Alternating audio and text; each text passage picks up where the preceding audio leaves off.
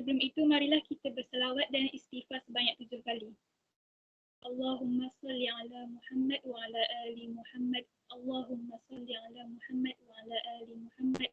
Allahumma salli ala Muhammad wa ala ali Muhammad. Allahumma salli ala Muhammad wa ala ali Muhammad.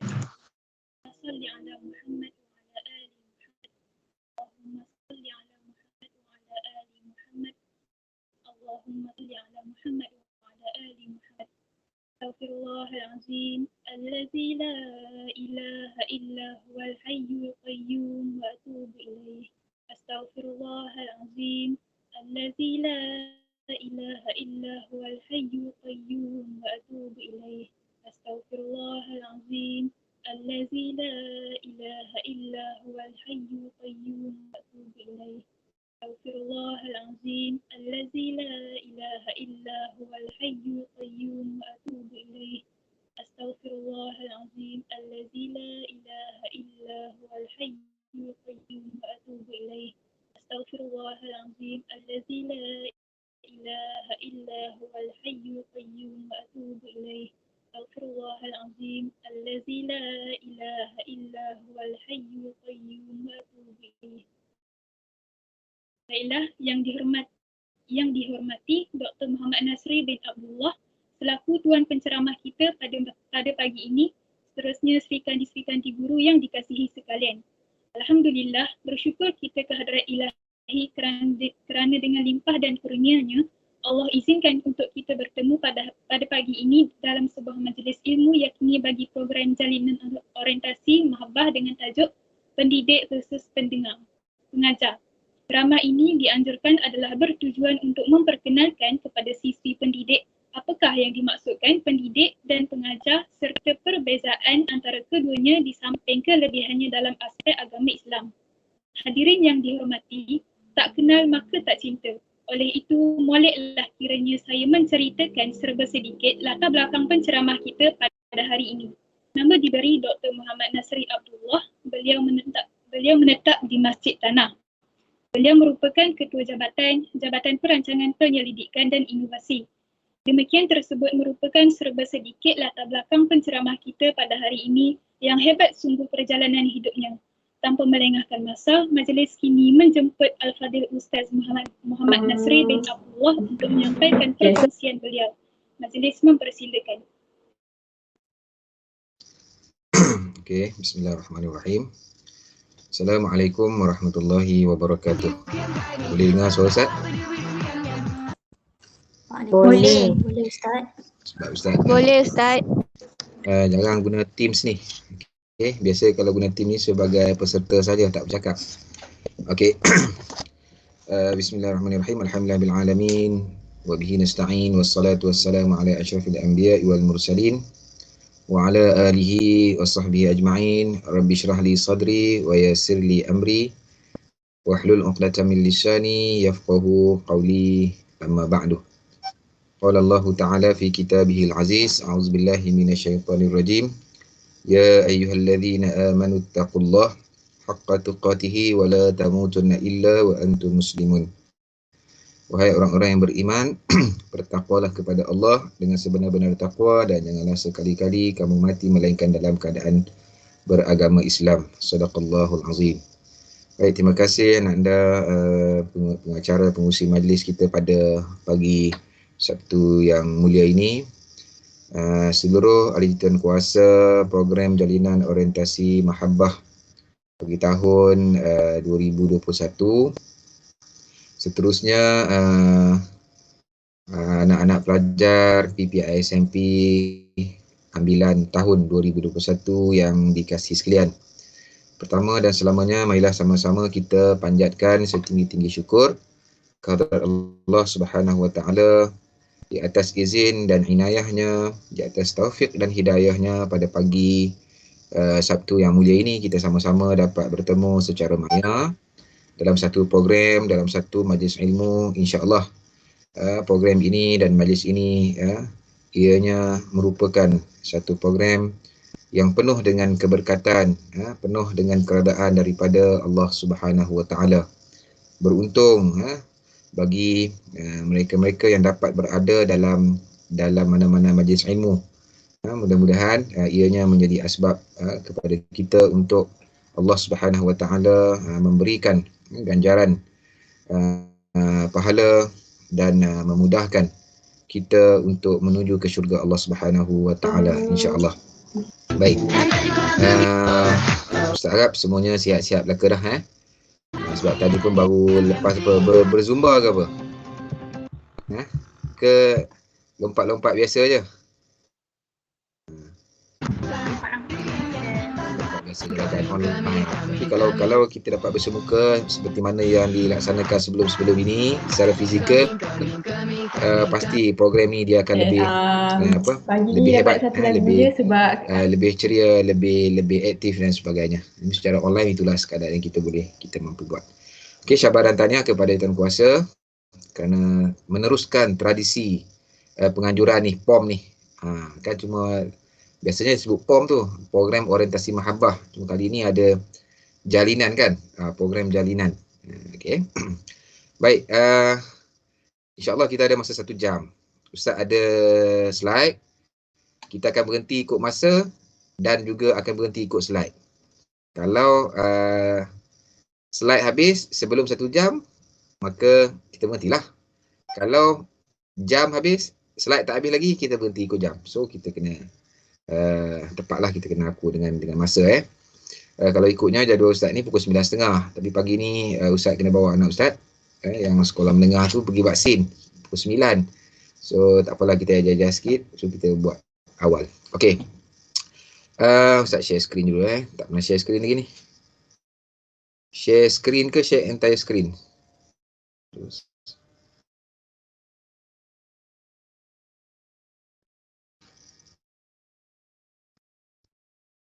Nampak tak? Sekarang nampak apa? Nampak slide dah.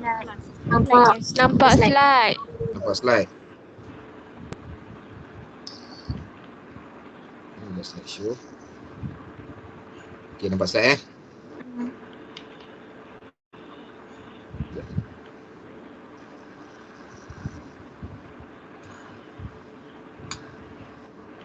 Okey.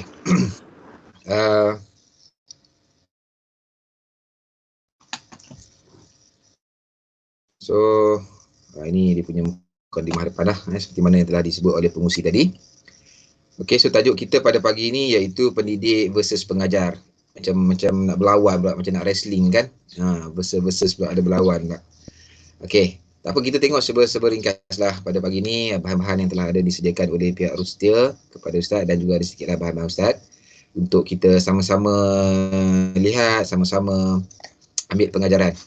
Ustaz yang menyampaikan ini juga pun banyak sangat kelemahan, banyak kekurangan. So daripada majlis ilmu ini mudah-mudahan kita sama-sama dapat ambil ilmu, ambil pengajaran untuk sebagai bekalan kepada kita untuk meneruskan kehidupan kita sebagai manusia, sebagai umat Islam, dan juga sebagai pendidik dan juga sebagai bakal pendidik. Okey. Pertamanya Ustaz ingin mengucapkan tahniah kepada semua, khususnya kepada pelajar-pelajar barulah daripada pelajar pihak SMP ambilan tahun 2021. Kata Ustaz dia tak sebut Jun ke, tak ada dah. Dia terus tahun saja, sebab satu tahun sekali saja pengambilan. Okay, selamat datang ke IPG Kampus Perempuan Melayu Melaka. InsyaAllah habis bila dah boleh masuk ke kampus nanti, kita akan mungkin ada ruang untuk kita berkenalan dengan lebih rapat lagi lah. So tanya kepada anak-anak semua daripada seluruh negara, daripada Perlis sampailah ke Sabah, Sarawak, ke IPG Kampus Perempuan Melayu Melaka. Satu-satunya kampus yang pelajarnya semuanya perempuan, pelajar sepenuh masanya semuanya perempuan dan juga semuanya Melayu. Satu-satunya kampus, kita ada 27 kampus. Inilah istimewanya kampus Perempuan Melayu Melaka. Okey.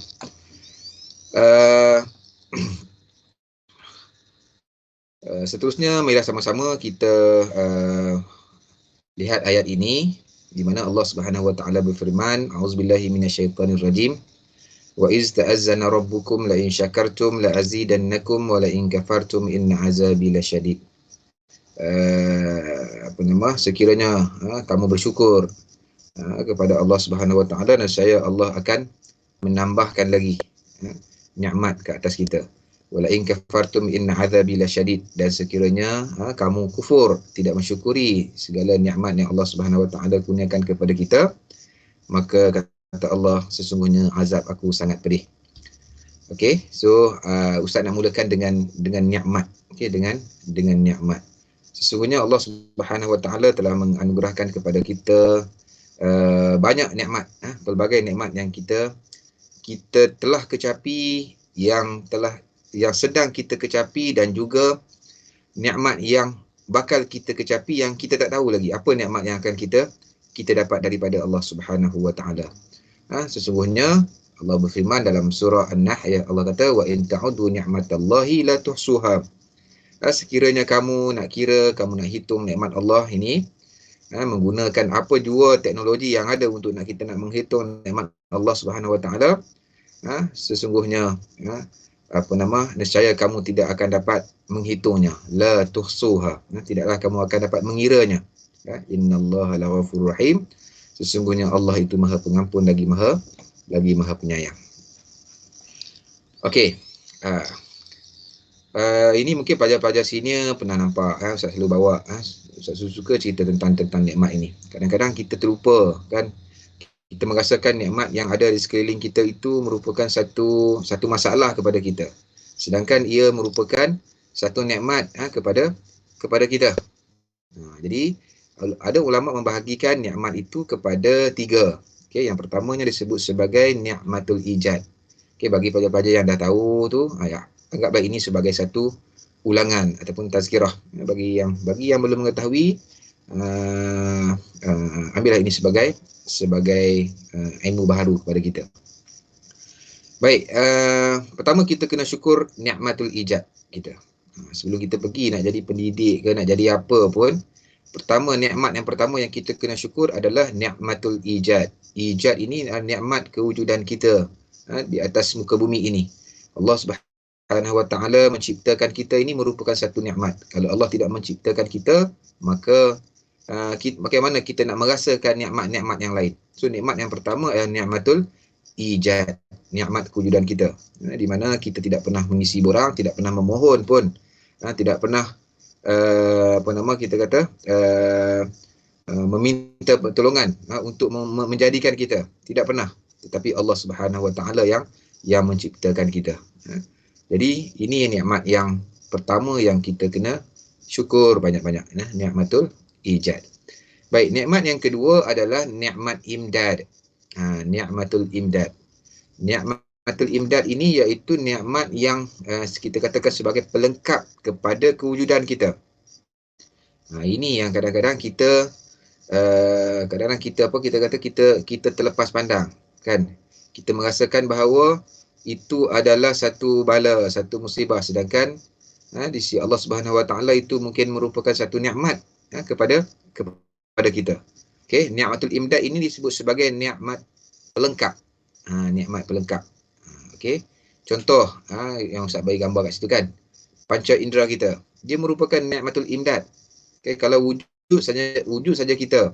Tetapi Allah Subhanahu Wa Taala tidak bagi nikmat mata untuk boleh melihat, nikmat hidung boleh menghidu, nikmat mulut boleh bercakap, nikmat tangan boleh memegang, nikmat kaki boleh melangkah, maka kewujudan kita itu mungkin tidak sempurna pada pandangan kita lah, pada pandangan kita. Di sisi Allah Subhanahu Wa Taala, setiap kejadian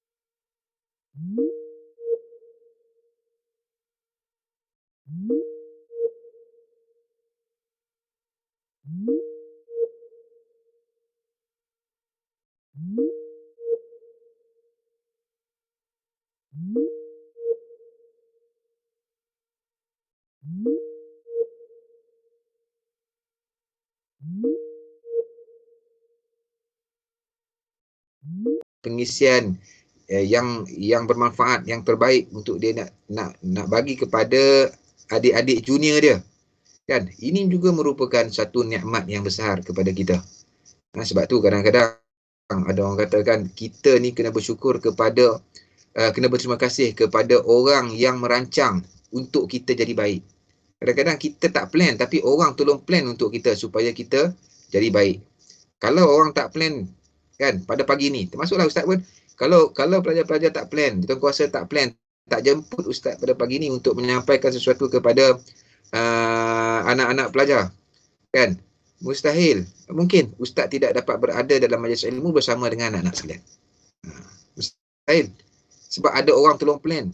Bila orang tolong plan itu, dia merupakan nikmat. Nikmat yang kita kena syukur. Bila kita rasa bersyukur di atas nikmat tersebut, maka kita tidak akan mengeluh. Kenapa lah buat, kan? Hari Sabtu, ada 2-3 hari pula tu, pagi, petang, malam sebagai contoh, kita berungut. Sebab apa? Sebab kita tidak mensyukuri bahawa itu merupakan satu nikmat kepada kita. Dan begitulah, nanti banyak lagi nikmat-nikmat lain. Kita ada mak ayah yang baik, adik-beradik yang baik, kehidupan yang selesa, kawan-kawan yang baik dan sebagainya. Itu merupakan nikmatul imdad. Nikmat yang ketiga, saya ringkaskan, adalah nikmat irsyad. Irsyad ini adalah nikmat yang membezakan kita di antara kewujudan kita dengan haiwan, kewujudan kita dengan orang bukan Islam ini berbeza, iaitu nikmatul irsyad. Islam, iman dan ihsan. Yang ini kita kena syukur dan kita kena pastikan bahawa kita kena sentiasa menjaga nikmat ini.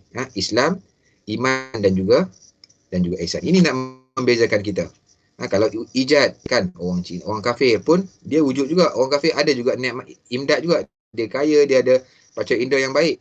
Tetapi bila dia tidak beriman kepada Allah, maka dia tidak ada nikmat irsyad ini. Kita ada, orang Islam ada nikmat irsyad ini, maka kita kena jaga betul-betul, kita kena pastikan nikmat irsyad ini tidak rosak. Sebab ia berkaitan dengan tujuan kita, dia diciptakan oleh Allah Subhanahu Wa Taala di atas muka bumi ini. Jadi ingat, ini ada 3 nikmat yang kita kena sentiasa bersyukur kepada Allah Subhanahu Wa Taala. Baik, apa tujuan kita hidup di dunia ini? Okay. Tujuan kita hidup, kita boleh bagi beberapa soalan.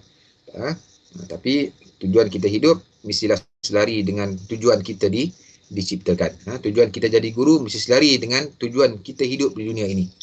Anak-anak sekalian, dalam proses untuk menjadi seorang guru, seorang guru, sama ada dia sebagai, kita dalam berkaitan dengan tajuk pengajar ke, pendidik ke, yang tu kemudian, kan? Tapi jawatan seorang guru tu, kita fokus kepada guru ini, mana kita, tugas kita, tujuan kita menjadi seorang cikgu ini mestilah selari dengan tujuan hidup kita di dunia ini yang telah ditetapkan oleh Allah Subhanahu Wa Taala.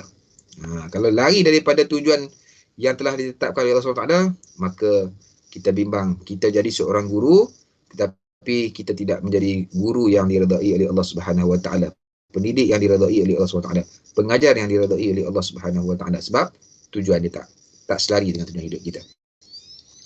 Okey, tujuan hidup kita di atas muka bumi ini, tak kiralah siapa pun, kita bagi orang Islam, dia ada 2. Pertama adalah untuk beribadat kepada Allah Subhanahu Wa Taala. Okey. Yang kedua, sebagai khalifah di muka bumi. Ini tujuan hidup kita yang paling utama. Okey. Bila kita faham ini, maka apa tanggungjawab kita, apa proses kita untuk kita nak menjadi seorang bakal pendidik yang hebat ni pada masa-masa yang akan datang, kan?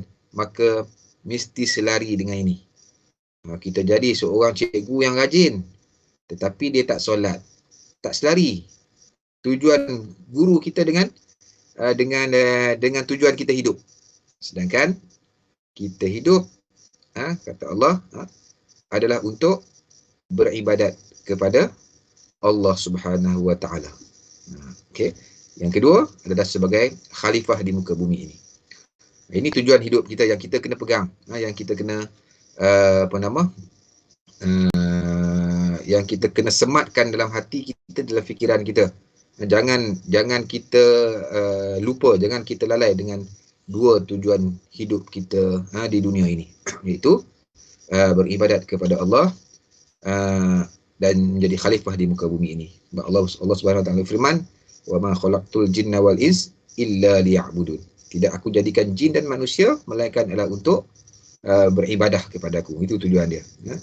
Kemudian khalifah di muka bumi itu inni ja'ilun fil ardi khalifah ila akhir ayat. Itu dalil berkaitan dengan tujuan kita hidup ni. So sematkan dalam diri anak-anak sekalian bahawa ini tujuan hidup kita.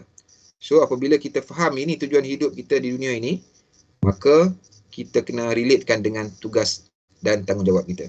Hari ini mungkin kita belum lagi dilantik sebagai seorang guru ataupun belum lagi disahkan sebagai seorang cikgu.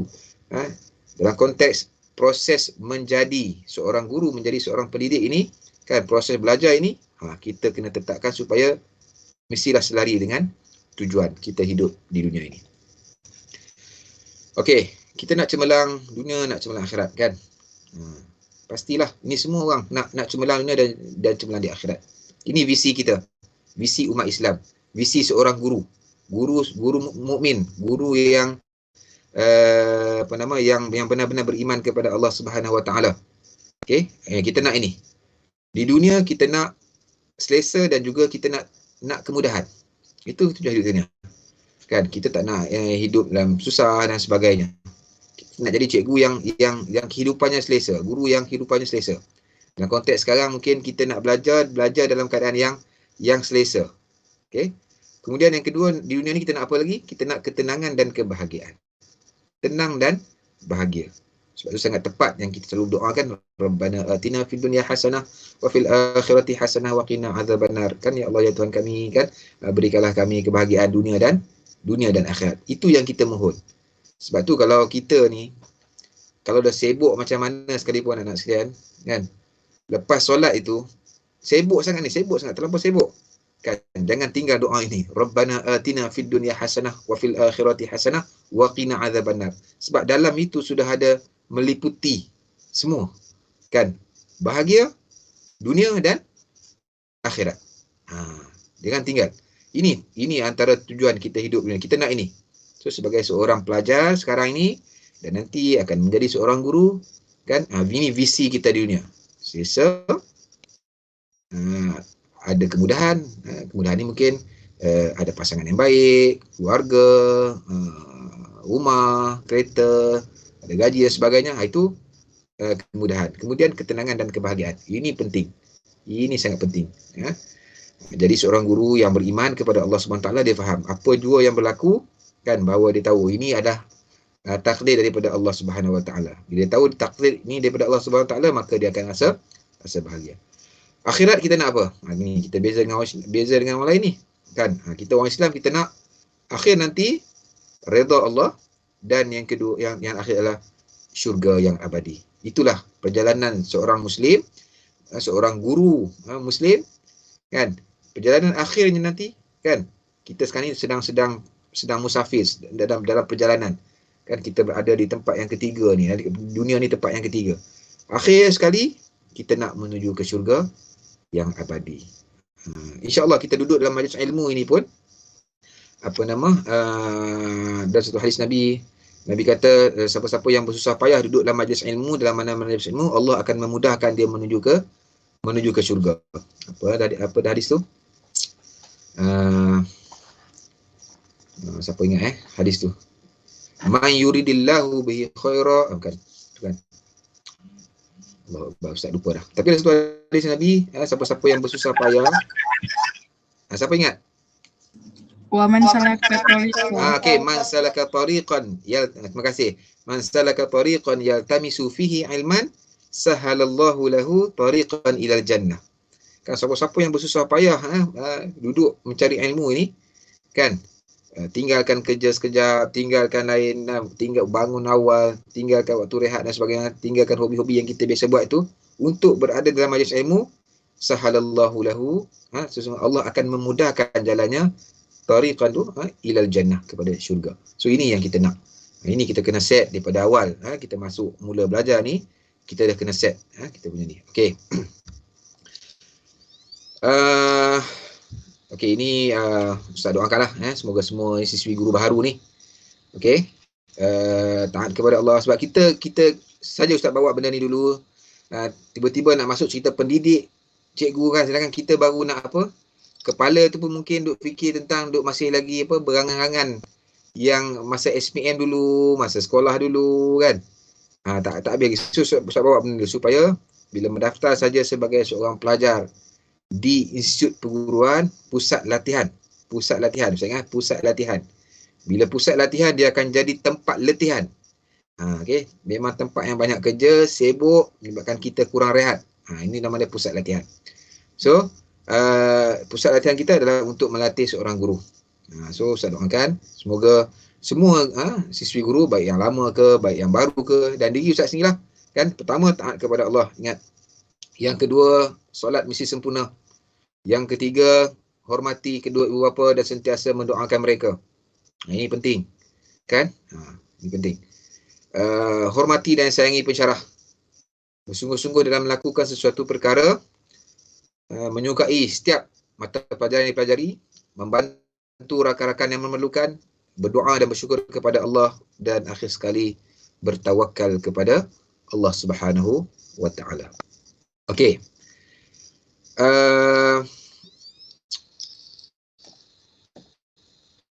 Okey, kepada pelajar-pelajar yang baru. Okey. Bila kita masuk ke tempat yang baru ni, sebelum kita lalui proses 4-5 tahun untuk menjadi seorang guru ini, kan, perkara pertama yang Ustaz nak sampaikan bahawa kita ni perlu berubah apabila mahukan perubahan. Kita kena berubah. Okey. Berubah dari segi mental kita, pemikiran kita, cara kita belajar, cara kita bergaul. Kan? Kita kena berubah ni.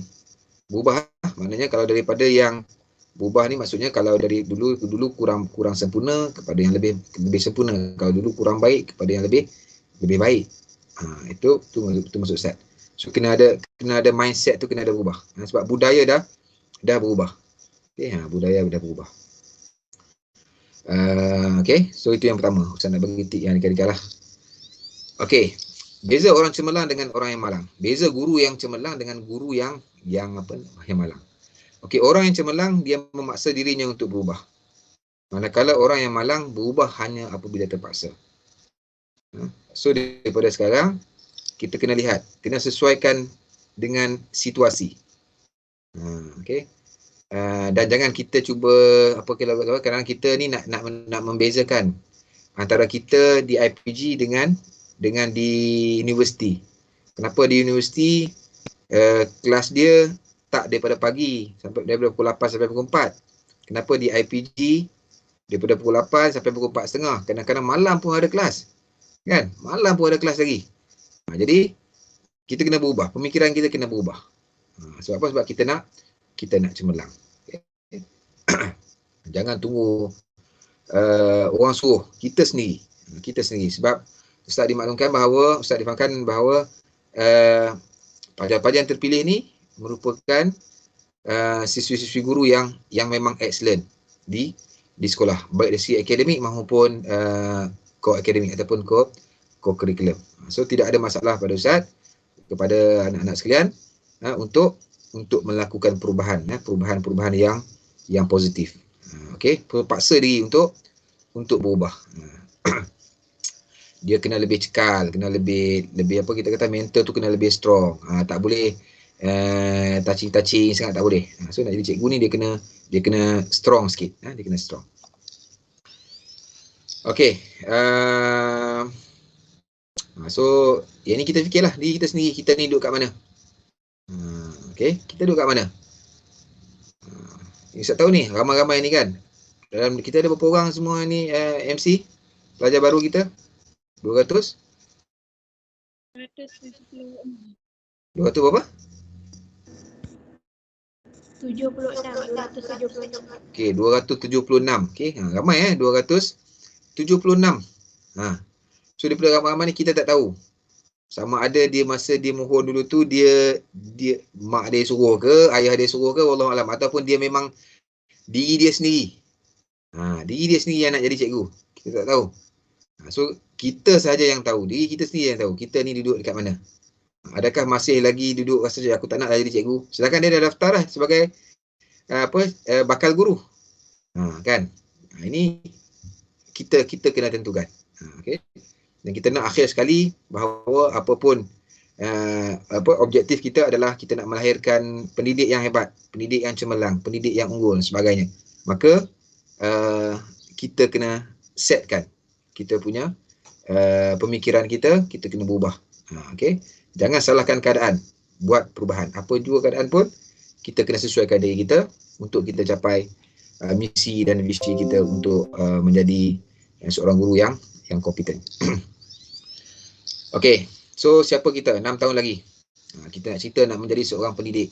Takkanlah kita masuk satu SEM, kita akan dapat jadi pendidik yang hebat. Kan? Kita tak tahu. Sajalah Ustaz letak kat sini. Siapa kita 6 tahun lagi? Siapa kita 10 tahun lagi? Siapa kita 20 tahun lagi? Kan? Siapa kita 30 tahun lagi? Kalau hari ni umur kita, kalau kita mula-mula mengajar, macam Ustaz mula mengajar umur 25 tahun. Kan? 25 tahun, kalau pencen, panjang umur 60 tahun. Kan? Ada 35 tahun. Siapa Ustaz? 65 tahun akan datang. So kita kena setkan. Kan? 6 tahun lagi kita ni duduk di tahap mana? Level mana? Cemerlang ke tidak kita? Ataupun biasa-biasa saja? Ataupun tunggu 10 tahun baru kita nak cemerlang? So kita sendiri yang tentukan. Sebab ada orang dia cemerlang masa dia belajar lagi. Nampak dah potensial dia sebagai seorang pendidik, seorang guru tu sudah nampak daripada awal lagi. Kan? Ada orang dia lambat sikit, dia lambat panas. Masa dia belajar di IPG biasa-biasa je. Tapi bila dia dipostingkan ke sekolah, nampak bintang, bersinar. Kan? Di IPG senyap je. Rupanya dia ada bakat. Kan, bakat mengacara, bakat mengurus dan sebagainya. So kita yang tentukan. Sebab tu kita rancanglah perkara yang kita mahu lakukan hari ini, esok dan 6 tahun lagi.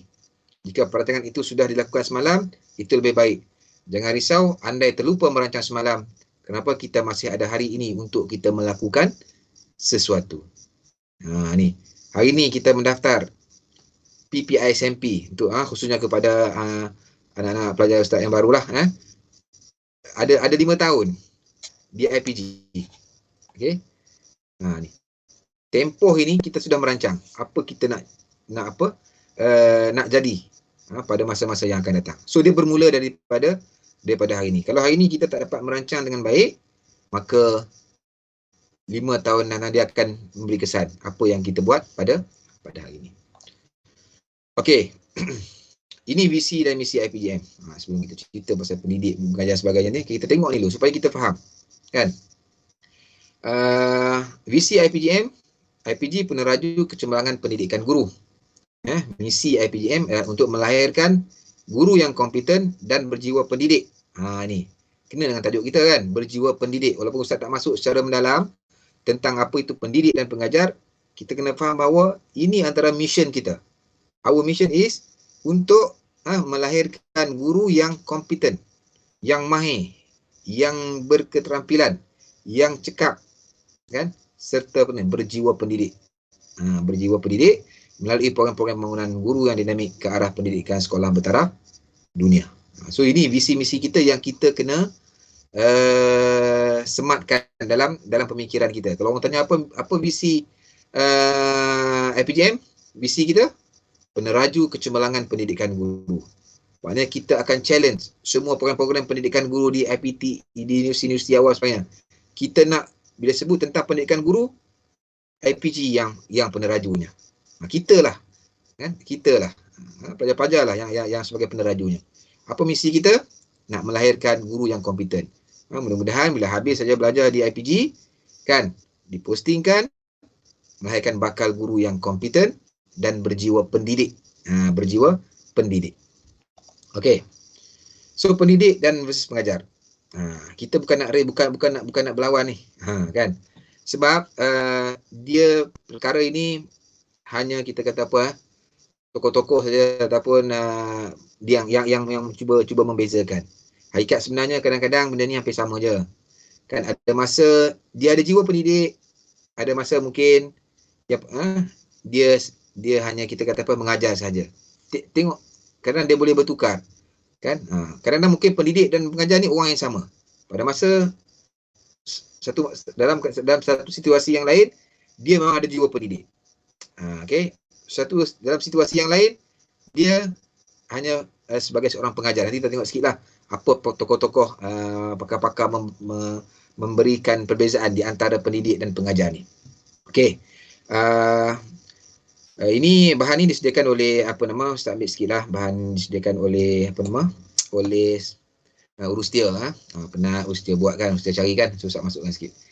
Pendidikan menurut Islam dia kata merujuk kepada satu proses yang bertujuan untuk mendidik serta membentuk perkembangan insan yang sempurna sesuai dengan peraturan dan syariat Allah Subhanahu Taala. Kalau kita nak bincang poin yang pertama ni pun bukan masa 1 jam, kan lama kita boleh bincang. Untuk nak melahirkan seorang pendidik, dia mestilah melalui satu proses. Bila proses ni dia ada step dia. Dia ada stage dia. Dia ada tahap dia. Itu sebut proses. Buat ni, okey ni peringkat ni buat ni. Next buat ni. Lepas tu next. Itu adalah proses. Bila sebut begitu dia berkaitan dengan masa. Dia berkaitan dengan masa. Maksudnya kalau kita kata okey 1 jam boleh jadi seorang pendidik yang hebat, yang kompeten. Hampir mustahil, kan? Sebab pendidikan dia merupakan satu proses. Okey, untuk apa nak membentuk perkembangan insan, kalau kita dalam konteks ni membentuk perkembangan diri kita ni, bakal guru ni sesuai dengan peraturan dan juga syariat Allah Subhanahu Taala yang saya sebut tadi lah. Dia berkait dengan tujuan kita diciptakan. Kalau kita faham tujuan kita diciptakan untuk mendapat redha daripada Allah Subhanahu Wa Taala, kan, sebagai hamba Allah, maka proses perkembangan kita sebagai seorang guru itu insya-Allah dia tidak lari daripada syariat Allah Subhanahu Wa Taala. Setiap anak-anak sekalian ni semua ada potensi. Semua berpotensi. Semua potensi. Kan? Kita tahu 267 tadi kan. Semua ni ada potensi dan kelebihan masing-masing. So di sinilah kita akan gilap supaya kita akan dapat melahirkan guru yang kompeten dan berjiwa pendidik selari dengan peraturan dan juga syariat Allah Subhanahu Wa Taala.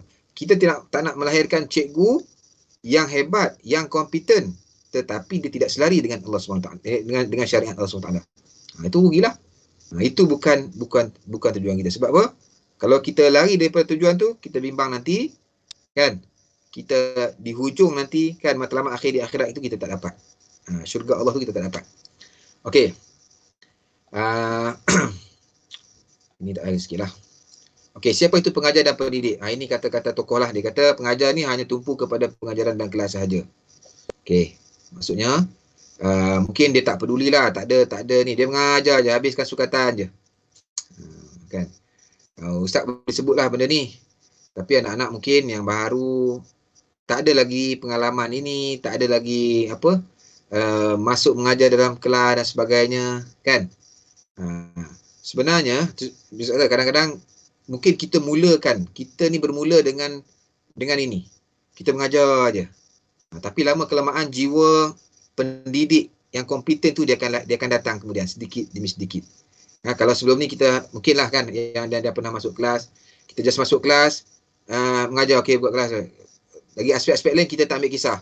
Dari segi dia buat kerja ke tak buat kerja ke, dia beramal ataupun tidak, dia faham ataupun tidak, emosi anak-anak murid kita tak ambil kisah dan sebagainya, kan. Itu mungkin pada peringkat awal, tapi dah lama kelamaan proses tu dah berlaku secara dia dah menjadi rutin dia, kan. Lama kelamaan insya-Allah jiwa pendidik tu akan ada. Dia akan rasa mula ambil berat, dia cuba dah mula pedulikan tentang nilai-nilai yang ada kepada para pelajar, kepada murid-murid kita dan sebagainya.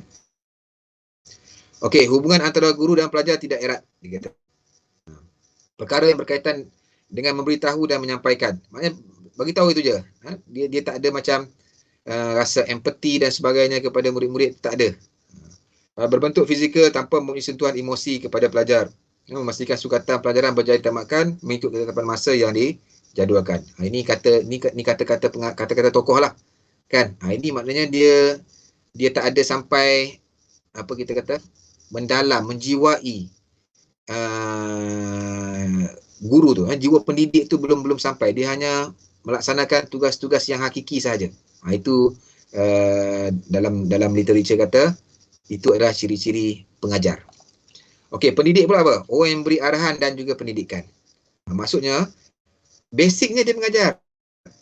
Dia ajar. Okey, contohnya dia ajar tentang solat kan. Okey, rukun-rukun solat ada 13. Okey, dia ajar. Kemudian pada masa yang sama dia tanya. Awak dekat rumah solat tak? Kalau solat macam mana? Kan awak waktu ke? Kalau tak solat ada tak? So kita pergi kepada lebih mendalam. Okey.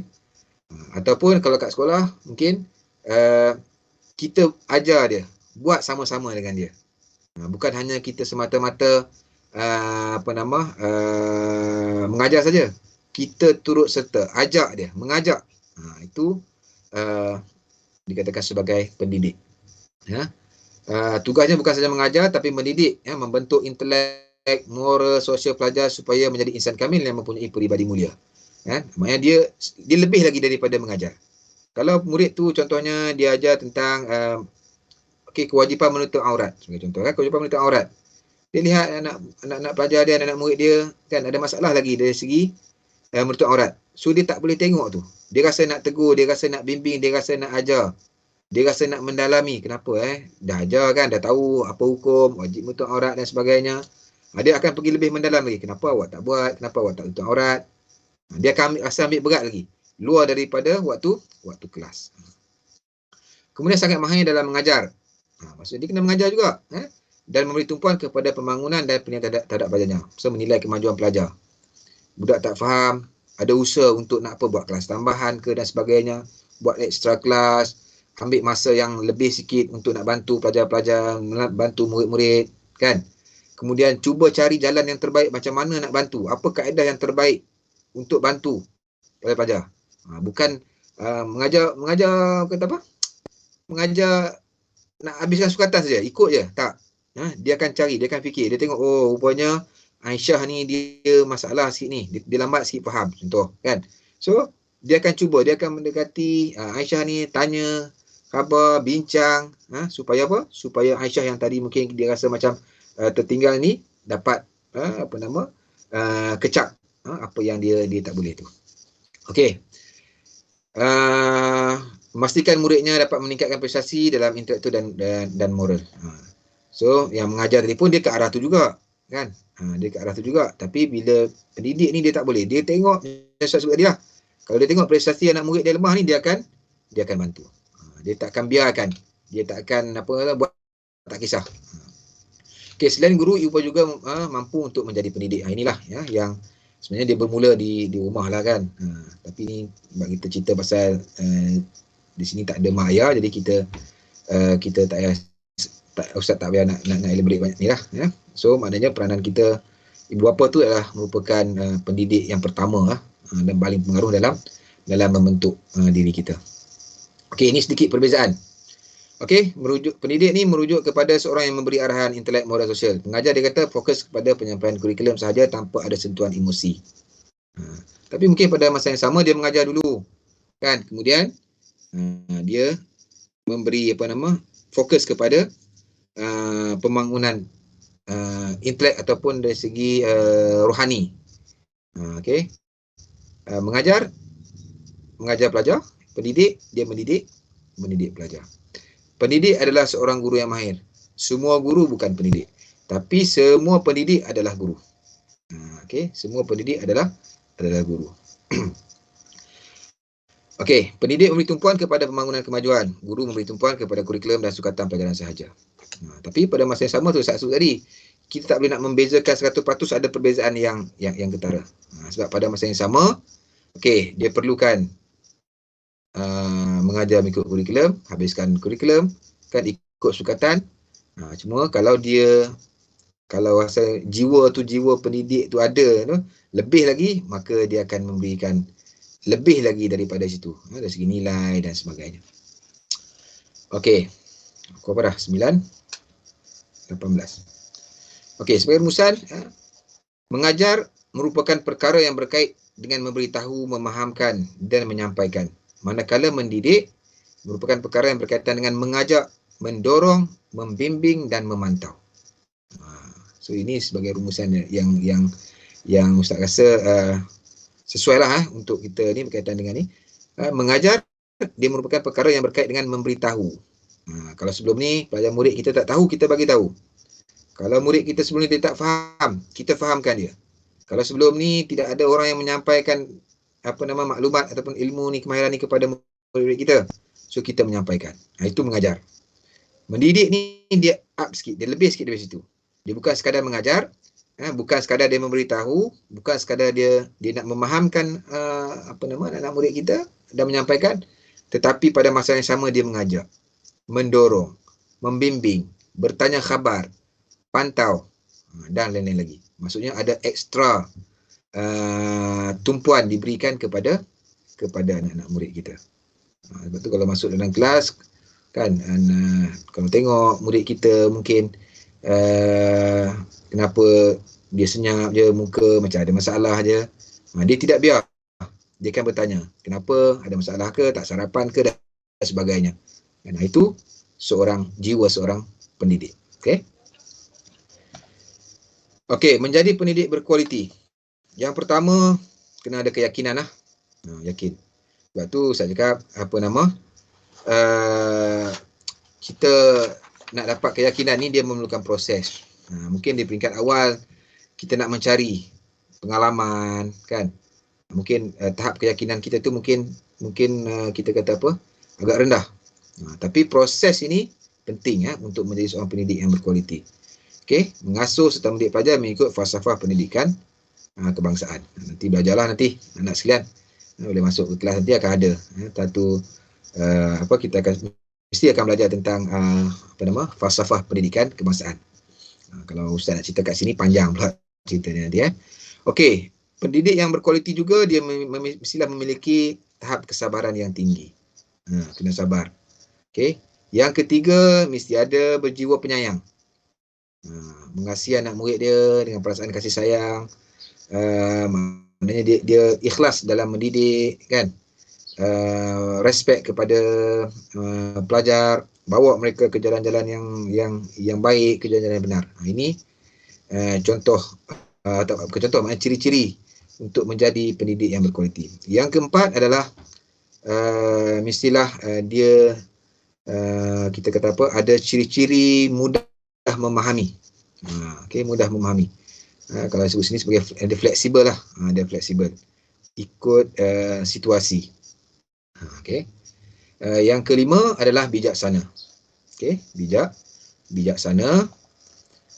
Yang keenam, pendidik yang berkualiti ni dia mesti berdedikasi.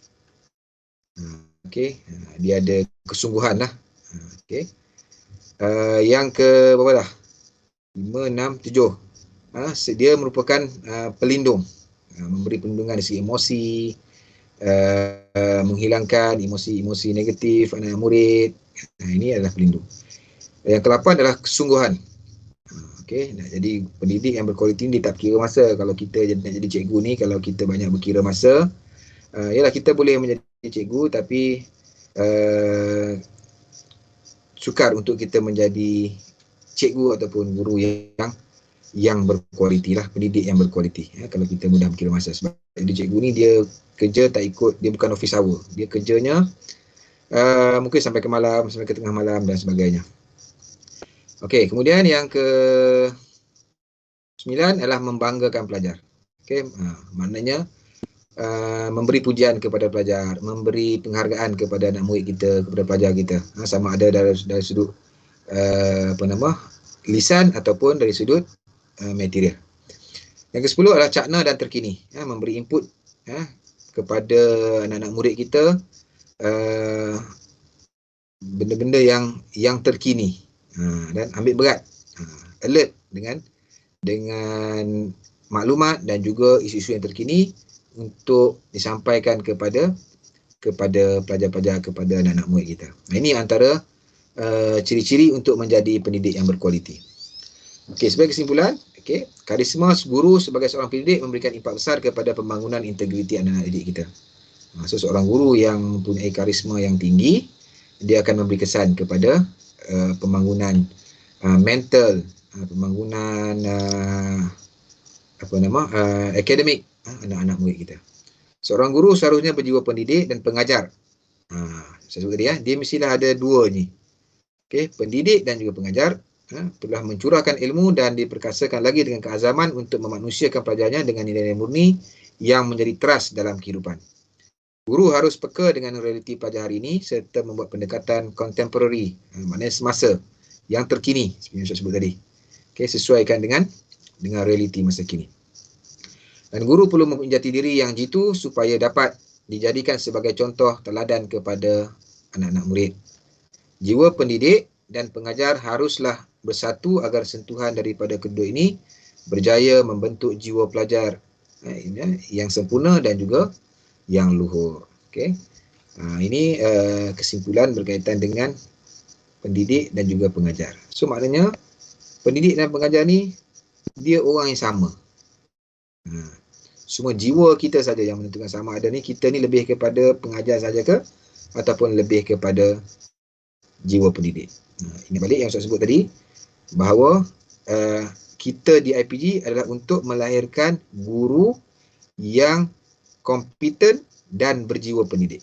Ingat tu, yang kompeten dan berjiwa pendidik. So kita mengharapkan anak-anak sekalian dalam proses latihan di IPG ini cuba sedaya mungkin untuk dapatkan kompeten ini, kan, supaya nanti apabila dipostingkan dipostingkan berada di lapangan yang sebenar di sekolah, kan, kita dah bersedia, kan. Pertama dari segi kompeten, ilmunya, kemahirannya, dan yang lebih pentingnya adalah jiwa pendidik itu dapat disuburkan hasil daripada kita mengikuti latihan di IPG. Cumanya dalam proses tu kita akan rasa penat lah, seperti yang saya sebut tadi kan, maksudnya kita di pusat latihan. Kita kena beza tu. Kalau di universiti dia lebih kepada pusat pengajian, kita ni pusat latihan dan pusat pengajian. Okey, pusat latihan dan pusat pengajian. Kan? Orang bisa sebutkan kalau latih dia mesti akan letih. Mesti akan letih. Sebab latih ni kalau kita lihat macam kalau siapa yang keluarga dia ada abang dia ke, ayah dia ke, ataupun siapa-siapa keluarga dia yang mengikuti latihan askar ke, kan, polis ke, di pusat latihan askar, pusat latihan polis ni, tengok akan hari-hari dilatih, hari-hari dilanyak. Tujuan dia apa? Untuk tu jiwa, nak menguatkan jiwa. So, sama juga kita di IPG. Kan banyak program yang akan kita kena lalui, yang kita kena buat, dari yang akademiknya, yang ko-akademiknya, kan, yang ekstra, yang lain-lain macam-macam, kan. Tujuan dia apa? Supaya nanti apabila kita habis di IPG, kita akan jadi guru yang kompeten dan juga berjiwa pendidik. Okey.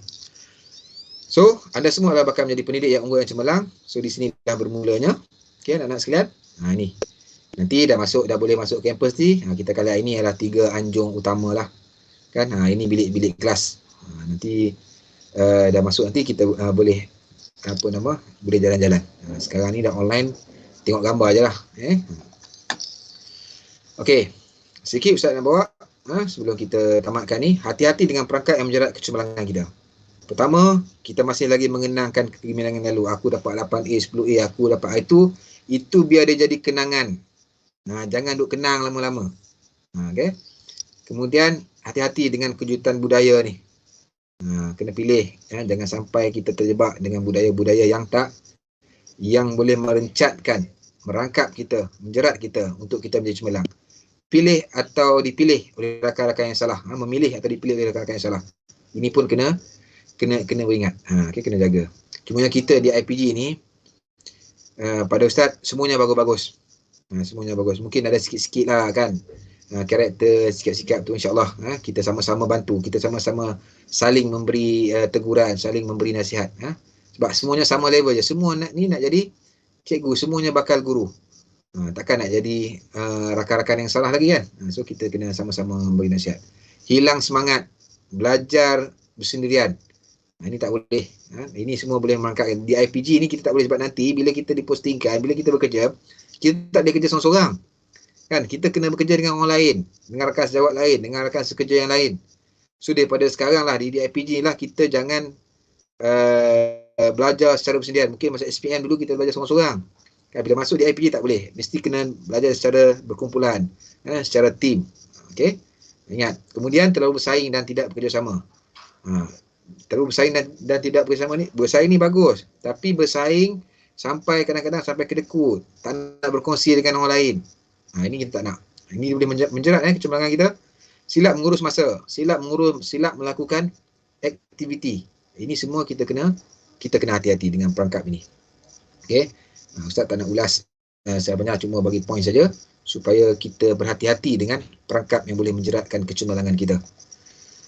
Okey, belajarlah jadi pendidik yang peduli melalui budaya cut apple A. Okey, so daripada sekarang masa di IPG ni lah, cuba sebaik mungkin untuk kita mantapkan diri kita supaya kita dapat tanam dalam diri kita orang yang bakal guru yang caring, yang understanding, yang trusting, yang accepting, yang patience, yang positive thinking, yang ada listening, yang kemahiran, yang boleh mendengar, yang ada perasaan empathy dan juga assertive. So ini satu kaedah lah untuk kita nak menjadi seorang pendidik yang peduli, pendidik yang prihatin, pendidik yang bukan hanya semata-mata mengajar sahaja, tapi pendidik nak yang lebih baik, yang lebih daripada itu. Penghayatan kepada ilmu, penghayatan kepada kemahiran-kemahiran yang diajar kepada murid-murid kita. Kita nak lebih daripada itu. So, ambil peluang, tanamkan dalam minda, dalam diri masing-masing anak-anak sekalian, kan? Supaya budaya ni, kalau kita nak ambil contoh ni lah, budaya cut apple A ni kan, CUT tu, APPLEA tu, kita pupuk masa kita berada di IPG ni. Mudah-mudahan kan suatu hari nanti kita bukan saja menjadi seorang guru yang biasa-biasa, kita boleh menjadi seorang guru yang luar biasa. Kita bukan jadi mengajar yang biasa-biasa, kita akan menjadi pendidik yang luar biasa, insya-Allah. Okey, semua orang berpotensi. Sebab tu kita tidak dilahirkan untuk terus menjadi pendidik yang berjaya, bahagia, pandai, menang dan lain-lain. Okey, kita juga tidak dilahirkan terus menjadi pendidik yang gagal, menderita, kecewa, jahil atau kalah. Tetapi kita mempunyai potensi untuk kedua-duanya. So, Ustaz tutup dengan renungan ini. Mudah-mudahan kita manfaatkan potensi yang ada dalam diri kita, pupukkan, mantapkan, supaya nanti insya-Allah kita sama-sama menjadi pendidik yang hebat, pendidik yang cemerlang, pendidik yang bahagia, bertepatan dengan tujuan kita diciptakan oleh Allah Subhanahu Wa Taala, iaitu pendidik yang mendapat kebahagiaan di dunia dan juga pendidik yang mendapat kebahagiaan di akhirat. Pendidik yang cemerlang di dunia, pendidik yang cemerlang di akhirat, insya-Allah. Ustaz saya sekadar itu dulu. Mudah-mudahan apa yang dikongsi pada pagi ini mendapat rahmat daripada Allah SWT. Semuanya dapat manfaat daripada apa yang Ustaz kongsikan. Kalau ada satu soalan, dua soalan, Ustaz persilakanlah sekiranya ada. Macam mana nak offkan dia? Okay. Okey, sekiranya ada. Sekarang 8:09.30. Okey tu. Start speed kan. Sekiranya ada satu soalan nak tanya, kalau Ustaz boleh jawab, jawab. Kalau tak boleh jawab, kita tangguh dulu. Sebab kata seorang guru Ustaz, dia kata kita ni tak payahlah buka ada siapa-siapa nak tanya. Seolah macam kita ni tahu semua benda. Tapi untuk anak-anak sekalian ni, Ustaz bukalah, kukulah. Kalau Ustaz boleh jawab, saya jawablah. Sekiranya ada, silakan, mengusi.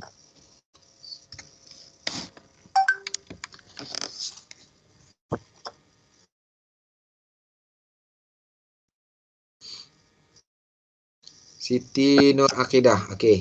Silakan Siti. BM3.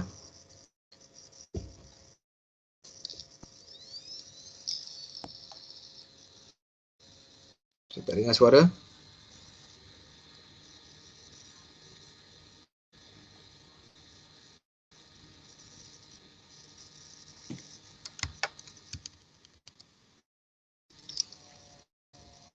Ada soalan? Dekat chat Ustaz. Okey, Ustaz. Macam mana nak set niat buat semua perkara kerana Allah? Okey. Dia niat ni dia berkaitan dengan hati Hati. Okey. First kita niat lah. Okey. Kita buat sesuatu macam pagi ni lah. Kita mulakan semua kan. Kita mulakan kita mengharapkan redha daripada Allah SWT. Itu niatlah secara tak langsung. Okey. Kita buat memang pertama kita kena niat. Okey. Contoh kita nak belajar kan. Sekadar ya Allah Tuhanku, apa yang aku belajar ni semuanya adalah kerana Allah SWT, kerana-Mu. Kan? Niat ni dalam hati kita. So dalam kita bila kita niat ni, kadang-kadang jiwa manusia ni, hati ni dia sifat dia apa kita kata bolak-balik. Okey, kadang asalnya memang kita dah niat betul dah cantik lah ni. Tapi dalam kita nak buat sesuatu tiba-tiba ada masalah ke, ada cabaran ke, kadang-kadang hati kita tu dia akan berubah sikit. Tidak ada masalah. Yang penting kita niat dulu kerana Allah SWT. Pertama kita akan dapat pahala. Yang kedua, bila kita buat kerana Allah, kita akan tenang. Hati kita lebih tenang. Kan? Sebab apa? Sebab kita buat ni kerana Allah SWT. So dalam proses kita nak melakukan sesuatu itu, mesti ada cabaran. Mesti ada, kita kata apa? Adalah perkara-perkara yang mendatang yang kadang kita tak tahu. Sama juga macam kita solat kan. Niat usolli fardhu maghribi. Kita niat kerana Allah Taala. Kerana kita semayang tu mungkin ada bunyi handphone, mungkin ada apa kan. Tapi niat kita asal tu kerana Allah SWT. Sebab bagus soalan ni. So daripada awal ni, Ustaz nasihatkan daripada awal ni, mula-mula masuk semester ni bagi yang belum berniat lagi. Niat daripada sekarang ni, hari ni pagi ni, ya Allah kan, sesungguhnya aku belajar di IPG ni untuk menjadi seorang guru, menjadi pendidik ini, untuk mendidik anak-anak bangsaku ni, ya Allah, kerana-Mu ya Allah. Niat macam tu je. Bukan nak suruh buat dalam bahasa Arab usolli nawaitu, tak payah. Niat je lah hati. Kita belajar ini untuk menjadi seorang guru ini kerana Allah Subhanahu Wa Taala. Kan? So daripada awal lagi kita dah mula niat. Kemudian di pertengahan jalan tu kadang-kadang kita diuji sebagainya, itu tak apalah. Yang penting kita dah niat daripada awal kita tu kita dah dapat. InsyaAllah bila kita niat kerana Allah, kemudian kita tidak buat perkara-perkara yang Allah tak suka, semua perkara tersebut dia menjadi ibadah kepada kita. Pertama kepada kita, nak sekalian. Sebab syarat sesuatu itu menjadi ibadah, perkara yang kita buat tu jadi ibadah, dia dua syarat utama. Yang pertama, niat kerana Allah. Yang kedua, bertepatan dengan syariat. Maknanya tidak menyalahi agama lah. Okey. So kalau kita buat dua perkara ni, pertama niat kerana Allah, yang kedua kita tidak buat benda-benda yang menyalahi syariat, maka ia dikira sebagai ibadah. Anak-anak sekalian, duduk dalam majlis ilmu pada pagi ni. Duduk dalam majlis ilmu ni 1 jam lebih ni. Lepas ni akan ada lagi. Malam tadi. Niat kerana Allah, kita duduk di tempat yang tidak ada perkara-perkara yang mendatangkan dosa. Kan? InsyaAllah Allah dah berikan ganjaran. Niat tadi kerana Allah lah. Kalau niat kerana lain tempat, kalau terpaksa tu sikit-sikit tu biasa. Kan kita baiki sebab benda ni dia benda dalam hati. Bukan saja anak dapat kebaikan, mak ayah pun dapat kebaikan. 1 jam duduk dalam majlis ilmu, mak ayah dapat kebaikan ni. Yang kita tak payah bagi duit pun. Tapi kebaikan ni Allah, pahala, macam lah kebaikan. Mak ayah kita dapat. Kan? Guru-guru kita dulu yang mengajar kita pun dapat. Semua orang dapat.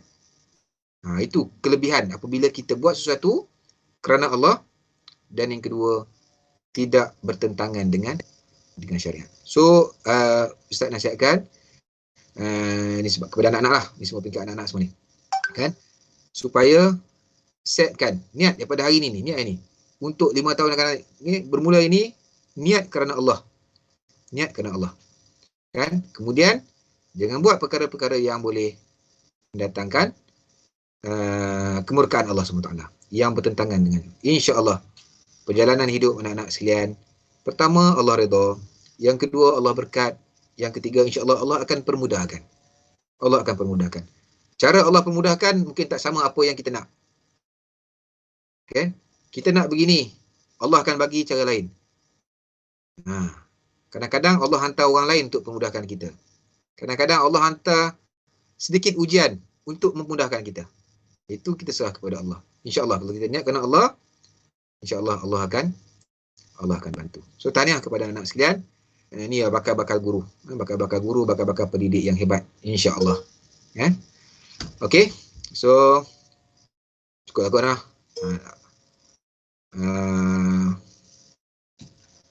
Apa ni? Ustaz boleh tak kongsi doa yang boleh kita amalkan? Okay, doa.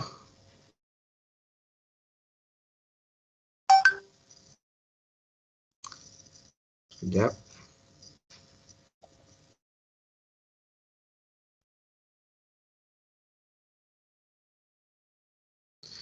Doa, banyak doa. Kan Allahumma aftah alaina futuhal arifin. Doa-doa biasa tu boleh je baca. Allahumma aftah alaina futuhal arifin bihikmatika wanshur alaina min khazaini rahmatika ya arhamar rahimin. Itu doa-doa yang kita biasa baca tu. Rabbi syrah li sadri wa yassir li amri. Itu doa biasa kan? Kemudian minta juga doa ni. Allahumma arinal haqqa haqqa warzuqna ittiba'ah. Wa arinal batila batila warzuqna ijtinabah. Ya Allah ya Tuhanku, Allah berilah petunjuk, Allahumma arinal haqqa haqqa. Allah akbar sebenarnya.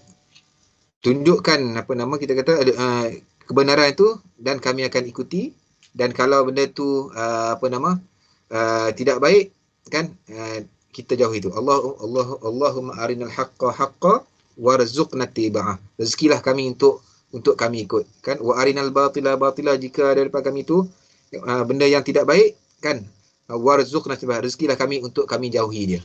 Itu pun boleh juga doa. Banyak doa. Baca doa Allah maftah alaina futuhal arifin pun dah okey dah. Doa-doa biasa aja.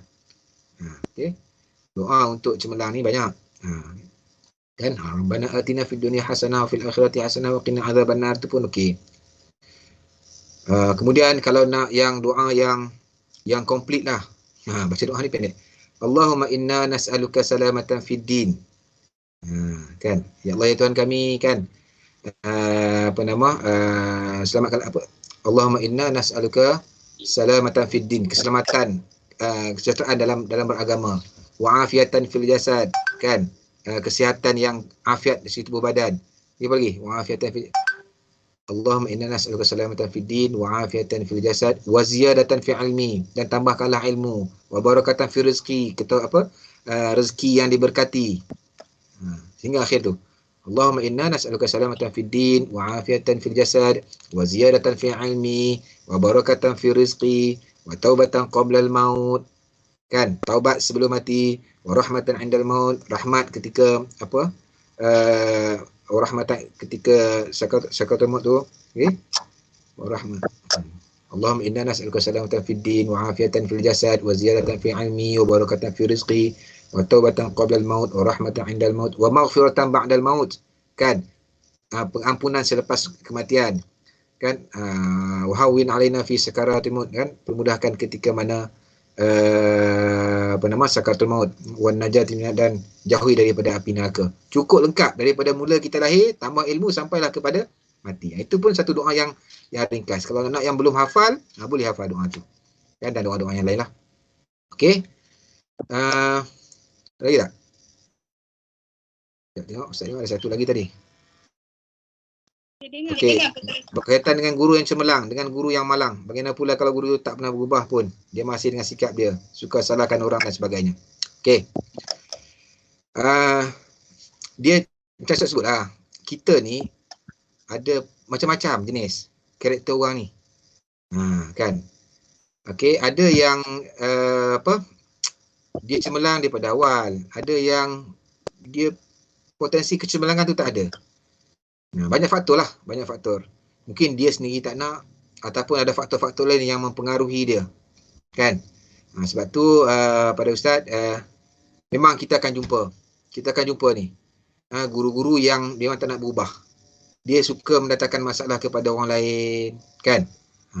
Sebab tu kalau ada satu, Ustaz pernah dengar satu ni, jenis ada 5 jenis guru ke? Salah satunya guru yang ni Guru yang jenis haram ni, haram ke maksudnya kalau dia ada ni pun menyusahkan kita, kalau tak ada tu lagi baik. Lebih kurang itulah, siapa tak ingat dia punya tu. Tapi nak ceritanya, karakter guru ni, dia pelbagai. Cumanya Ustaz nak hadaikan kat sini macam ni.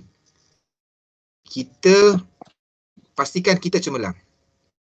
Sebab orang lain kita tak boleh nak ubah. Sikap orang lain kita tak boleh nak apa kita kata, kita tak mampu nak ubah. Allah je yang mampu. Kan? Yang pentingnya kita. Kita ni kena jadi guru yang cemerlang, bukan guru yang malang. Kita sendiri. Sebab orang lain kita tak boleh nak kontrol. Boleh tak kita kontrol orang? Tak boleh. Kita boleh bagi nasihat je. Kita boleh ajak kawan-kawan kita kan, kita boleh bimbing, boleh semang-semang je. Tapi yang nak berubah tu dia. Tapi yang lebih pentingnya adalah kita. Kita kena jadi untuk jadi guru yang cemerlang. Ustaz pun samalah. Bukan Ustaz cakap ni Ustaz adalah cemerlang, tidak juga. Sama je. Banyak kelemahan. Sampai ke kan, banyak kekurangan juga. Tapi insya-Allah kita berusaha ke arah itu. Okey. So, sikit lagi ni Ustaz, ni last soalan lah. Macam mana kita sebagai pelajar dan bakal guru untuk kekal positif mengenai nikmat Allah walaupun banyak masalah. Okey. Sebab tu dia kembali kepada niat kita. Bila kita niat kita kerana Allah, kita faham bahawa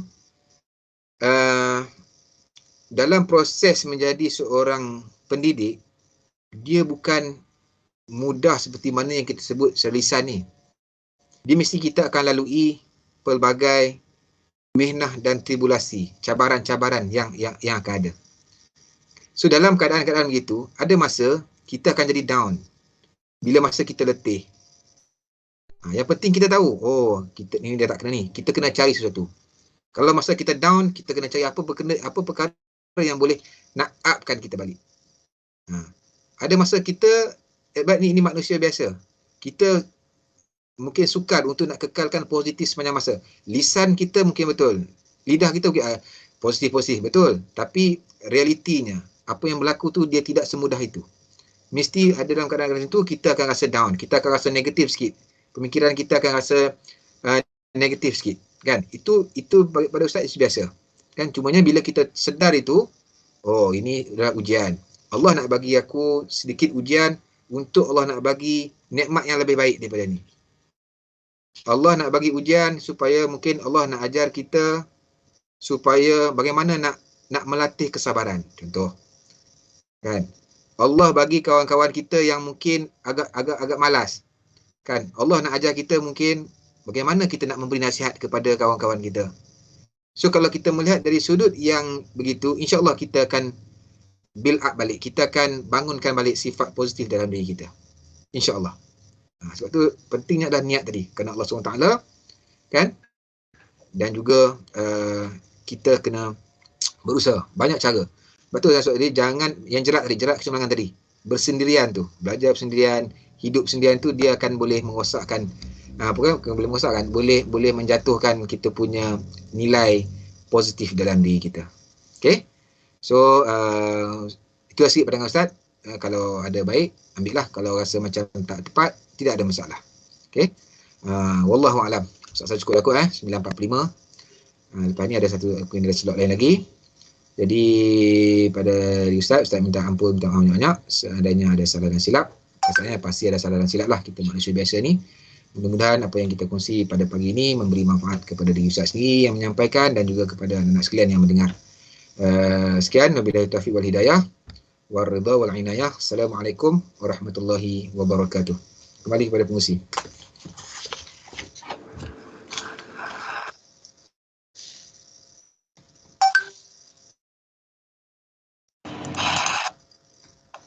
Okey, boleh dengar ke? Boleh. Baiklah, terima kasih diucapkan kepada Ustaz Muhammad Nasri bin Abdullah atas perkongsian yang cukup bermakna sebentar tadi. Di sini dapat saya simpulkan bahawa sebagai bakal guru dan pendidik, kita mestilah mengubah sikap kita kepada yang lebih baik berbanding sebelumnya untuk menjadi seorang guru yang kompeten dan berjiwa pendidik. Hal ini supaya dapat membentuk insan yang cemerlang di dunia dan akhirat kelak. InsyaAllah saya suka ayat yang dikongsikan oleh Ustaz tadi, iaitu orang yang cemerlang akan memaksa dirinya untuk berubah, manakala orang yang malang berubah hanya apabila terpaksa. Jadi sama-samalah kita merenung sejenak sama ada ingin menjadi pengajar atau pendidik demi kemajuan diri, agama, bangsa dan negara tercinta. Wallahu a'lam. Saya mewakili majlis mengucapkan ucapan rasa syukur dan terima kasih kepada semua pihak yang terlibat dalam menjayakan program kita pada hari ini secara langsung maupun tidak langsung. Moga kita semua beroleh keberkatan daripadanya. Pada kesempatan ini juga, saya ingin memohon kemaafan atas salah dan silap dalam berbicara sepanjang mengacarakan majlis ini. Mohon tidak disimpan di dalam hati. Yang baik jadikan teladan, yang buruk kita jadikan sempadan. Sesungguhnya saya hanyalah manusia biasa. Segala kebaikan datang daripada Allah dan yang buruk datang daripada kelemahan saya sendiri. Kita sudahi majlis kita pada hari ini dengan bacaan tasbih kafarah dan surah Al-As. Wabillahi wal hidayah. Wassalamualaikum warahmatullahi wabarakatuh.